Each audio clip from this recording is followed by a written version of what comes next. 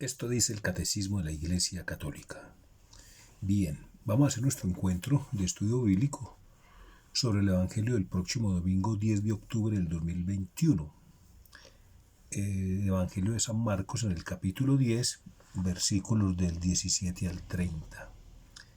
Pero como siempre, pidámosle a nuestro Padre Celestial en nombre de su Hijo Jesucristo, que nos regale su Santo Espíritu para que este encuentro se haga como Jesús quisiera y merece que sea realizado.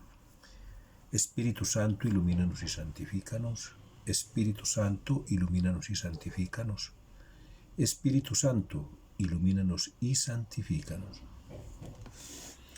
Lectura del Santo Evangelio según San Marcos. Gloria a ti, Señor. Por la señal de la Santa Cruz de nuestros enemigos, líbranos, Señor Dios nuestro, en el nombre del Padre, y del Hijo, y del Espíritu Santo. Amén.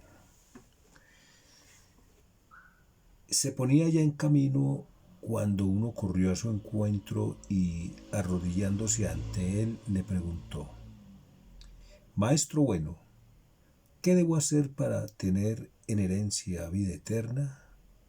Jesús le dijo: ¿Por qué me llamas bueno? Nadie es bueno sino solo Dios. Ya sabes los mandamientos: no mates, no cometas adulterio, no robes, no levantes falso testimonio, no seas injusto, honra a tu padre y a tu madre. Él entonces le dijo: Maestro, todo eso lo he guardado desde mi juventud. Jesús, fijando en él su mirada como con cariño, le dijo: Una cosa te hace falta. Anda, vende cuanto tienes y dáselo a los pobres, y tendrás un tesoro en el cielo. Luego ven y sígueme. Pero él, abatido por estas palabras, se marchó entristecido, porque tenía muchos bienes. Jesús, mirando a su alrededor, dijo a sus discípulos: Qué difícil es que los que tienen riquezas entren en el reino de Dios. Perdón. Los discípulos quedaron sorprendidos al oírle estas palabras.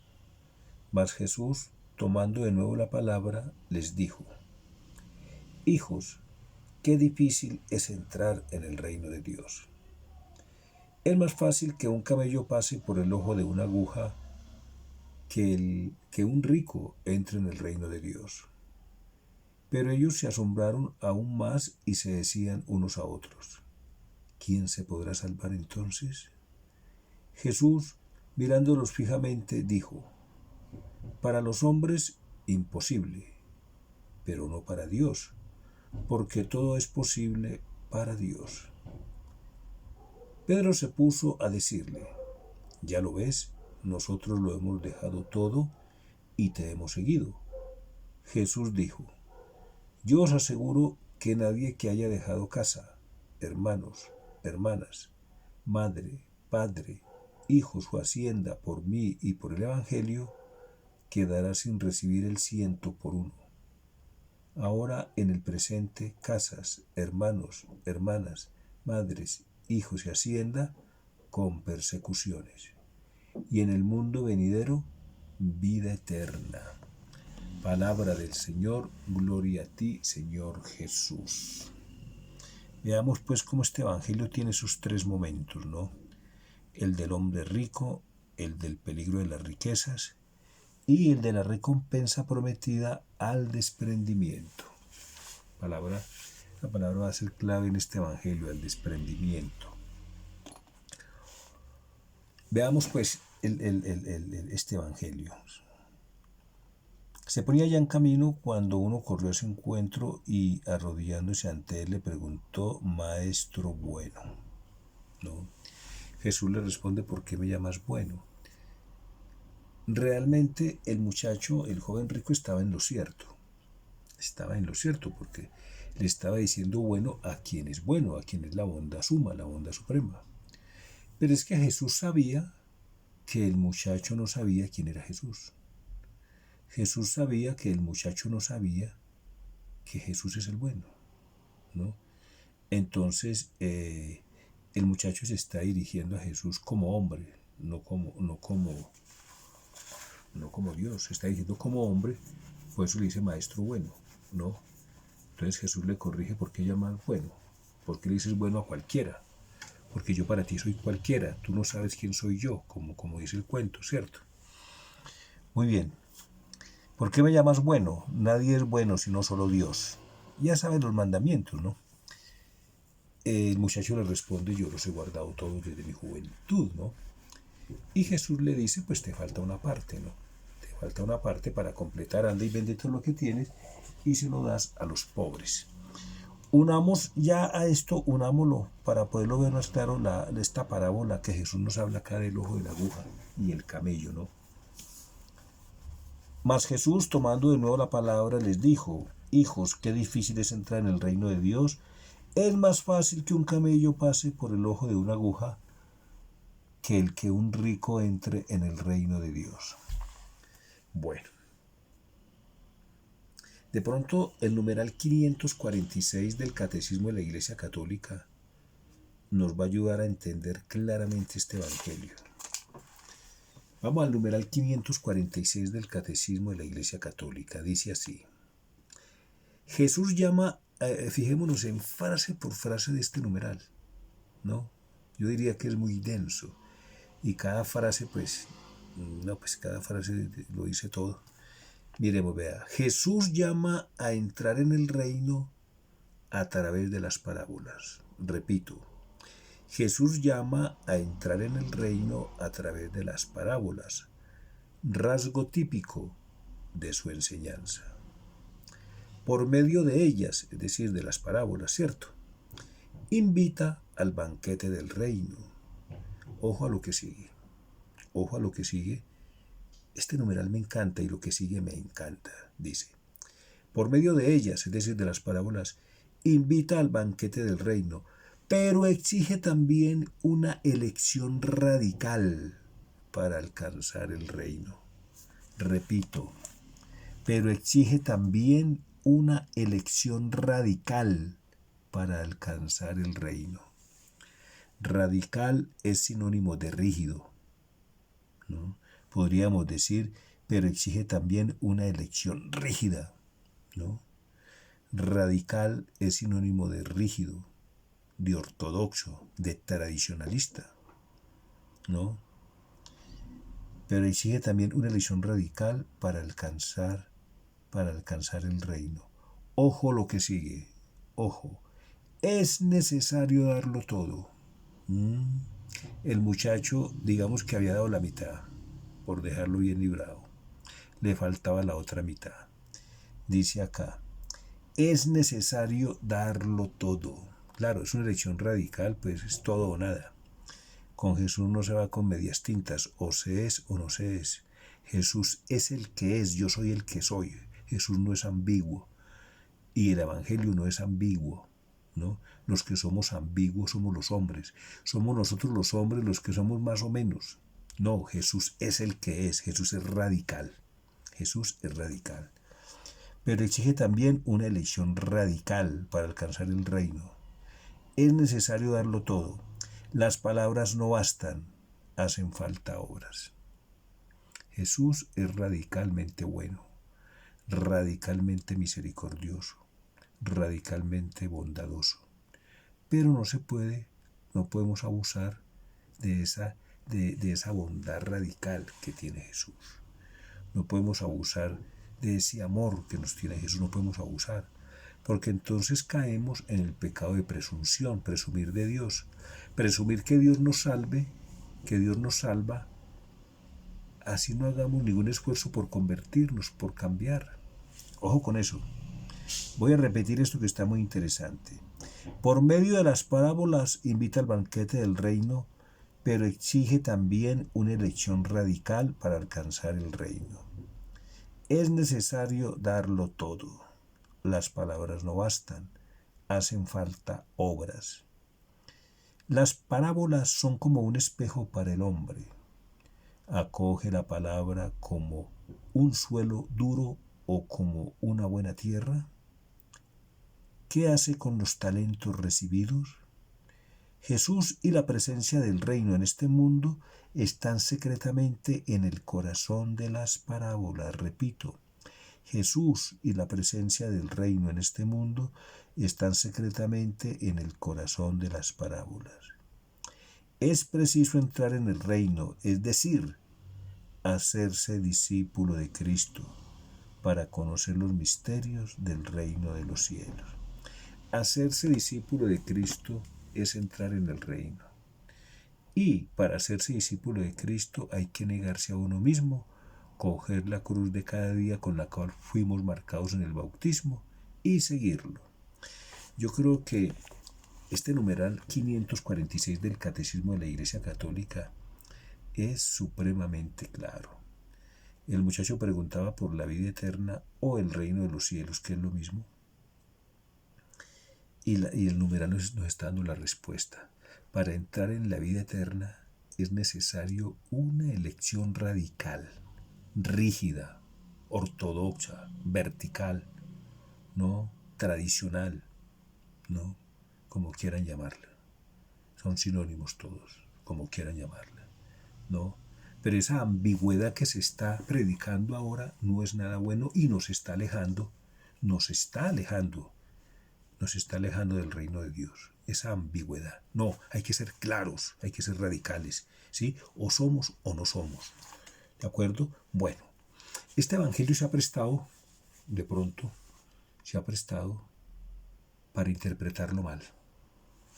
Para interpretarlo mal, me refiero a que muchos maliciosamente han visto como una justificación del comunismo aquí, ¿no? Del comunismo, ¿no? De ninguna manera. La Iglesia se opone rotundamente al comunismo, ¿no? Incluso algunos han dicho, ¿no? Algunos han dicho acerca de que Jesús se está oponiendo acá a la propiedad privada. De ninguna manera. La doctrina social de la Iglesia es muy clara. Mire el numeral 2211 lo que dice. El numeral 2211 del Catecismo de la Iglesia Católica dice lo siguiente respecto a la propiedad privada. Dice, la comunidad política, es decir, el gobierno, ¿cierto? La comunidad política tiene el deber de honrar a la familia, asistirla y asegurarle especialmente 2 puntos, y nos va a dar 7 aspectos. El cuarto aspecto que dice es el derecho a la propiedad privada, ¿no? El derecho a la propiedad privada, a la libertad de iniciativa, a tener un trabajo, una vivienda, el derecho a emigrar, ¿no? El derecho a emigrar. Entonces fíjense cómo la doctrina social de la Iglesia es muy clara, y para que quede más clara vamos al numeral 2401. Numeral 2401 del Catecismo de la Iglesia Católica. Mire lo que nos dice. 2401 dice, el 7º mandamiento prohíbe tomar o retener el bien del prójimo injustamente y perjudicar de cualquier manera al prójimo en sus bienes. Ese cuento que si uno tiene 2 casas le quitan una para dárselo a otro, así a la fuerza, o que si tiene 2 carros le quitan un carro, o que si tiene algún dinero en el banco se lo quitan porque se necesita para los pobres, eso es puro cuento, eso es mentira. Repito lo que dice la doctrina social de la Iglesia al respecto. Dice, está hablando del 7º mandamiento, no robar. Eso es robar. Eso no es comunismo, eso es robar. Eso es robar. Mire lo que dice. El 7º mandamiento prohíbe tomar o retener el bien del prójimo injustamente y perjudicar de cualquier manera al prójimo en sus bienes. Prescribe la justicia y la caridad en la gestión de los bienes terrenos y de los frutos del trabajo de los hombres, ¿no? Con miras al bien común, exige el respeto del destino universal de los bienes y del derecho de la propiedad privada. Vuelve e insiste, ¿cierto? Con miras al bien común, exige el respeto del destino universal de los bienes y del derecho de propiedad privada. La vida cristiana se esfuerza por ordenar a Dios y a la caridad fraterna los bienes de este mundo. Si queda alguna duda, vamos al numeral 2425. Si queda alguna duda, vamos al numeral 2425. Miren lo que nos dice el numeral 2425. Aquí está. Dice, numeral 2425 dice, la Iglesia ha rechazado las ideologías totalitarias y ateas. Repito, la Iglesia ha rechazado las ideologías totalitarias y ateas asociadas en los tiempos modernos al comunismo o al socialismo. ¿De acuerdo? Repito, la Iglesia ha rechazado las ideologías totalitarias y ateas asociadas en los tiempos modernos al comunismo o socialismo. Por otra parte, ha rechazado en la práctica del capitalismo el individualismo y la primacía absoluta de la ley de mercado sobre el trabajo humano, ¿no? Y podríamos terminar con el numeral 1885, ¿no? Veamos qué nos dice el numeral. Dice, el principio de subsidiariedad. ¿Qué es el principio de subsidiariedad?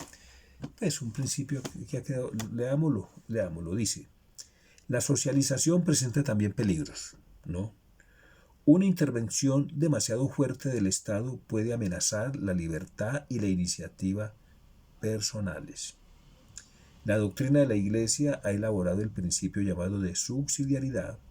Según este, una estructura social de orden superior no debe interferir en la vida interna de un grupo social de orden inferior, privándolo de sus competencias, sino que más bien debe sostenerle en caso de necesidad y ayudarle a coordinar su acción con la de los demás componentes sociales con miras al bien común. Entonces ya el numeral 1885 va a decir, el principio de subsidiariedad se opone a toda forma de colectivismo. ¿Cuáles son las formas del colectivismo? Socialismo, comunismo y marxismo. Traza los límites de la intervención del Estado. Intenta armonizar las relaciones entre individuo y sociedad. Tiende a instaurar una verdadera orden internacional, un verdadero orden internacional. Bueno, muy bien. Entonces, ¿qué pasa? Este evangelio que nos está diciendo, donde tienes tu corazón, allá están tus riquezas. Tener riquezas en sí mismo no es malo. ¿Por qué? Porque acordémonos que en el Antiguo Testamento las riquezas eran vistas como bendiciones de Dios. Por ejemplo, la lluvia copiosa hacía que hubiera una gran cosecha, y eso enriquecía a los hombres, y eso era una bendición de Dios. Lo que está malo es poner esas riquezas por encima de Dios, ¿no? Mejor dicho, es como cuando Jesús dice, el que no me quiere a mí más que a su madre, que a sus hermanos, que a sus hijos, que a su padre, no es digno de mí. Acá es lo mismo. El que no me quiere a mí más que a sus riquezas, no es digno de mí. Entonces, ¿qué dice concretamente este evangelio? ¿No? ¿Qué le está diciendo al joven rico? ¿Qué le está censurando Jesús al joven rico? Que el joven rico, ¿no?, quiere más sus riquezas que a Jesús. Quiere más a sus riquezas que a Jesús. Entonces, no, es que por encima de Jesús no hay nada. Por encima de Jesús no hay nada. Entonces, hay que tener cuidado con eso, porque mire, si hacemos una lista de hombres ricos de la Biblia, del Nuevo Testamento, por ejemplo, Zaqueo, Mateo, Nicodemos, José de Arimatea, ¿cierto? Vamos a ver, y muchos más, vamos a ver que eran hombres ricos. Sin embargo, fueron gratos a los ojos de Dios, porque ellos no pusieron, finalmente, ¿qué hicieron ellos? Pusieron a Dios, a Jesús, por encima de toda esta riqueza, ¿no? Entonces la clave está ahí, la clave de este evangelio está ahí, ¿no? El que no me quiere más que a sus riquezas no es digno de mí. El que no me quiere más a mí que a sus riquezas no es digno de mí. Así es sencillo, ahí está claro. Ahí está claro. Y las recompensas son grandes. Las recompensas son grandes, ¿cierto? El que quiere más a Jesús, que a las riquezas, en esta vida no le va a faltar nada, ni material ni espiritual, y está asegurando la vida eterna. Entonces, ¿qué le podemos pedir hoy al Señor? Que nos libre de afectos desordenados, ¿no? Riquezas, las riquezas no solo es dinero, ¿no? Para mucha gente la riqueza es el fútbol. Sí, su corazón está en el fútbol. Entonces, el fútbol en sí mismo no es malo, pero cuando una persona deja de ir a misa por ir a fútbol, ya la cosa está mal. El fútbol es malo para esa persona. Cuando una persona deja de ir a misa por ir a un concierto de música clásica o un concierto de cualquier música, de lo que sea. Bueno, hoy conciertos se le dice a cualquier cosa también. A cualquier ruido por ahí se le dice concierto. Bueno, está bien. Cuando la gente deja de ir a misa por ir a un espectáculo, pues grave la cosa. Grave la cosa. ¿Sí? Entonces, lo que le tenemos que pedir al Señor hoy, de todo corazón, es que libre nuestro corazón de afectos desordenados. Que nada, ni nadie, nada, ni nadie, nada ni nadie esté por encima de nuestro buen Jesús. Gloria al Padre, y al Hijo, y al Espíritu Santo, como era en el principio, ahora y siempre, por los siglos de los siglos. Amén. No olvidemos nuestra antífona. Protégeme, Señor, que me refugio en ti. No, estamos todavía en pandemia. Este virus sigue por ahí haciendo estragos. No dejemos de usar el gel, el tapabocas, lo que las autoridades mandan, medicamentos y demás. Pero no nos olvidemos del medicamento más potente que puede haber en el cielo y en la tierra, que es la Eucaristía. Es la Eucaristía. Si realmente la hostia consagrada contiene el cuerpo de Cristo y la sangre de Cristo, no hay nada, ningún medicamento en la tierra y en el cielo que pueda superarlo. No hay nada que pueda superarlo. ¿No? Si comulgamos con fe, vamos a estar libres no solo de este virus del COVID-19, sino de tanto virus doctrinal, filosófico, tantas ideologías que nos están alejando de Dios y están pervirtiendo la iglesia. Saludos a sus familias, Dios los bendiga.